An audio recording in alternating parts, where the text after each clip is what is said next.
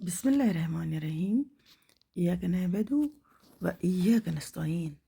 رب اشرح لي صدري ويسر لي أمري واحلل عقدة من لسانی یفقہوا قولی۔ رات کو اٹھ کر وضو کرنا۔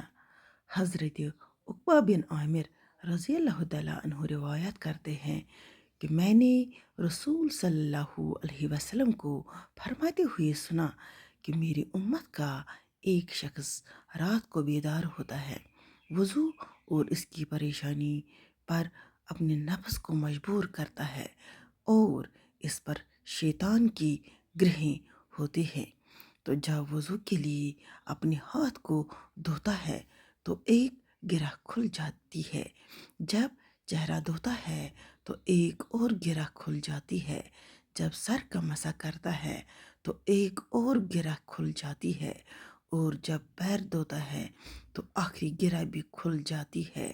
یہ دیکھ کر اللہ عزوجل پردے کی آڑ میں موجود اپنے فرشتوں سے فرماتا ہے، میرے اس بندے کو دیکھو، اپنے نفس پر زور دے کر وضو کی تکلیف برداشت کر رہا ہے اور مجھ سے کچھ سوال کر رہا ہے، لہذا تم سب گواہ رہو کہ میرے بندے نے مجھ سے جو کچھ مانگا میں نے اسے دے دیا۔